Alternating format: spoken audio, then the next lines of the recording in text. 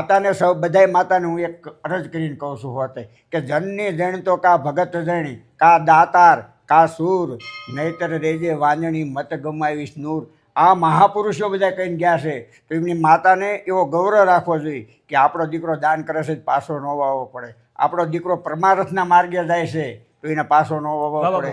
આપણો દીકરો શૂરવીર છે અને કાંઈ બેનું દીકરીનું કે ગાયોની કે રક્ષા કરવા ગયો તો એને પાછો ન વાવવો પડે. અને સાધુ થતો હોય તો મા બાપને કુટુંબને અહોભાગ રાખવા પડે કે અમારામાંથી એક તો સાધુ થયા, એક તો પરમાત્માને ભજન કરે છે. સંતનો હોત સંસાર મેં તો જલી જાત બ્રહ્માંડ અને જ્ઞાન કેરી લેર છે ઠારત ઠામો ઠામ. નેક ટેક અને ધર્મની આયા પાણે પાણે વાત સંત અને સુરા નિપજાવતી અમારી ધરતીની અમીરાત. જમરાળે જોગી જબર નીરને ફેરવે નાથ દર્શન કરો ભાવથી સંત મહાસમ્રાટ. જય સિયારામ, નમસ્કાર, જય ફકડાનાથ. અમે આજ આવી ગયા છીએ બોટાદ જિલ્લાનું એક અદ્ભુતથી અદ્ભુત ગામ જ્યાં મહાસંત થઈ ગયા, જેને એક નીરની નદીને બે પટના પ્રવાહમાં બદલી નાખ્યા એવા જમરાળા ધામમાં ફકડાનાથની જગ્યામાં. ત્યારે ભાઈ શ્રી ચિરાગભાઈ પ્રજાપતિની યુટ્યુબ ચેનલ તેમજ પ્રતાપ ગોરભા યુટ્યુબ ચેનલ શબ્દ સંવાદમાં આ બધા દર્શક મિત્રોનું સ્વાગત કરું છું. ખાસ અમારી સાથે પરમ પૂજ્ય જસવંતનાથ બાપુ જોડાયા છે, એમની સાથે વાતચીત કરવી છે. બાપુ, ફકડાનાથ બાપુની જગ્યામાં આજે અમે આવ્યા છીએ, દર્શન કર્યા બાપુના, અતિશય આનંદ આવ્યો. તો પ્રથમ તો આ જગ્યાનો મહાત્મય છે, આ જગ્યામાં પ્રસાદ છે, આ જગ્યામાં દર્શન કરીને હજારો લોકો પાવન થાય છે, તો એના વિશે અમારા દર્શક મિત્રોને થોડીક વાત કરશો. ફકડાનાથ તો મહાપુરુષ સિદ્ધ પુરુષ તો હતા અને એમને ગૃહ મહારાજનો આદેશ એવો થયો કે જાઓ જ્યાં સંજ્યા ઢળે ત્યાં કણે તમે ધૂણો ધખાઈને બેસી જજો. સંજ્યા જમરાળા ગામમાં આવતા નદી વચ્ચે સંજ્યા ઢળે એટલે ત્યાં ધૂણો ધખાઈ અને ત્યાં બેસી ગયા. અને ચોમાસાનું વરસાદનો માહોલ હતો, ચોમાસું હતું, અને એટલું ગુરુ મહારાજની એટલી એમની માથે કૃપા હતી, એમનું એટલું ભજન હતું એટલે સનાતન ધર્મના અધ્યાય થઈને એ સીપીઓ ખોડીને એમના તણે જવાની ફિકર ન કરી કે વરસાદ આવશે, નદી આવશે ને આ રીતે થાય છે. અને એમને એક જ આરાધને બે ગયા અને નદીને બે ફાગ પડી અને બે પાણીના જે થળ છે એ અલગ કરીને વિષમાં એમને રહ્યા હતા. એવા સમર્થ સંત હતા ફકડાનાથ.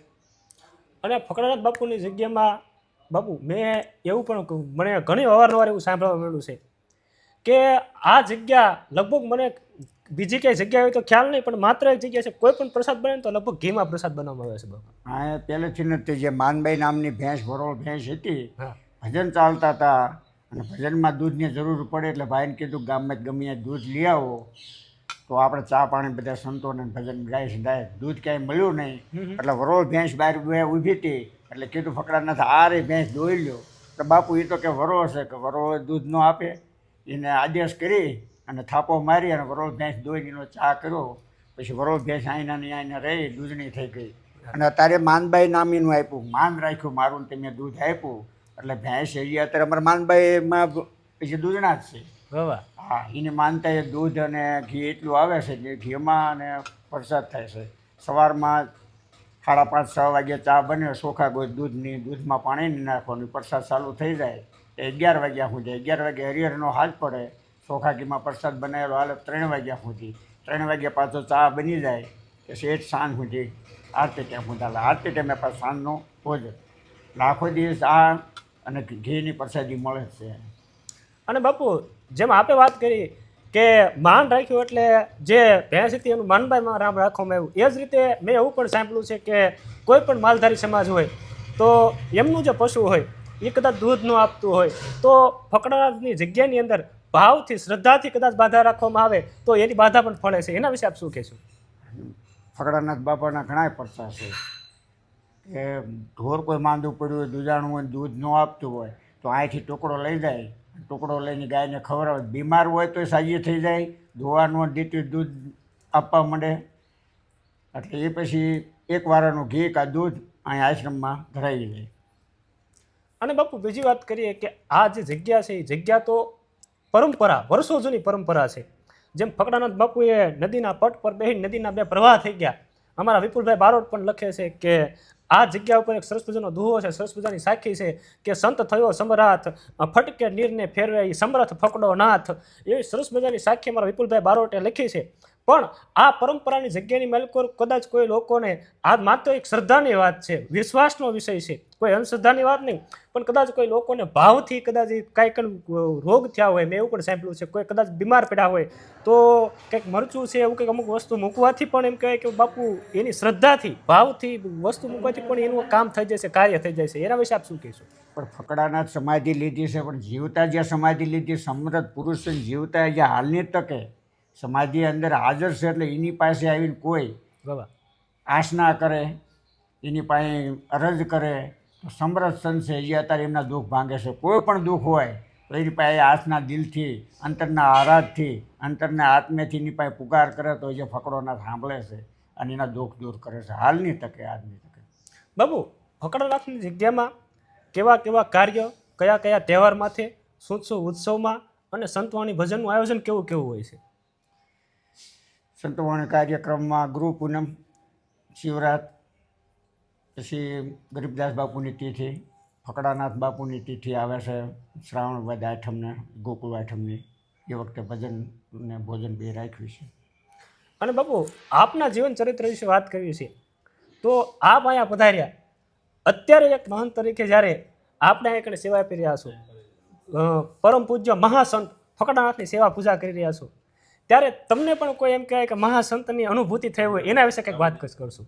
મહાસંતની તો અમારા દાદા ગુરુ ત્રિલોકીનાથ બાપુ, હા હા, અને નાનપણથી જ એક લગાવ હતો કે મારા ફાધર હતા એ ત્રિલોકીનાથ બાપુની કંઠી બાંધી હતી, અવારનવાર જુનાગઢ જતા હતા, અને હું નાનપણથી એમની હારે જતો. ત્યાંથી એવું લાગ્યું કે ભાઈ આ હરિ ટુકડો, ભજન, ભોજન અને આ જે માનવ સેવા છે એ જ પ્રભુ સેવા છે. તો આ ત્રિલોકીનાથ બાપુ, એમના શિષ્ય શેરનાથ બાપુ આ કરી રહ્યા છે, તો આ કંઈક સનાતન ધર્મમાં સાધુતા થઈ અને આપણે સારું કાર્ય કરવું.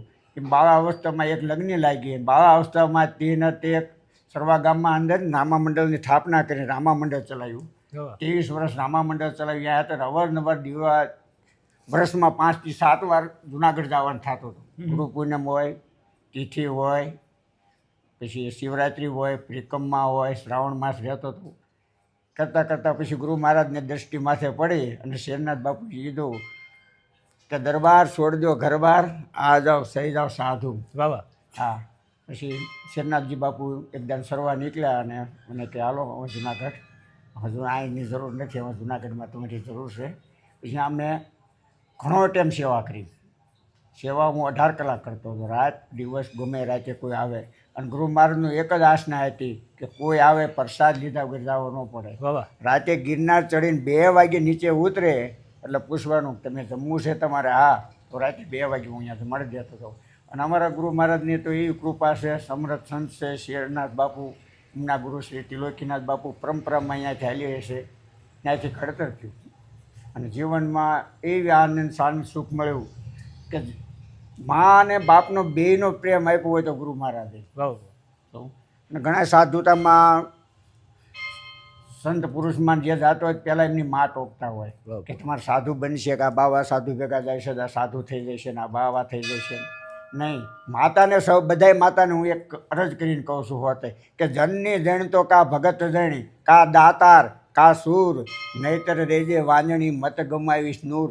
આ મહાપુરુષો બધા કહીને ગયા છે, તો એમની માતાને એવો ગૌરવ રાખવો જોઈએ કે આપણો દીકરો દાન કરે છે પાછો ન વાવવો પડે. આપણો દીકરો પરમાર્થના માર્ગે જાય છે તો એને પાછો ન વાવવો પડે. આપણો દીકરો શૂરવીર છે અને કાંઈ બેનું દીકરીનું કે ગાયોની કે રક્ષા કરવા ગયો તો એને પાછો ન વાવવો પડે. અને સાધુ થતો હોય તો મા બાપને કુટુંબને અહોભાગ રાખવા પડે કે અમારામાંથી એક તો સાધુ થયા, એક તો પરમાત્માને ભજન કરે છે. બાબા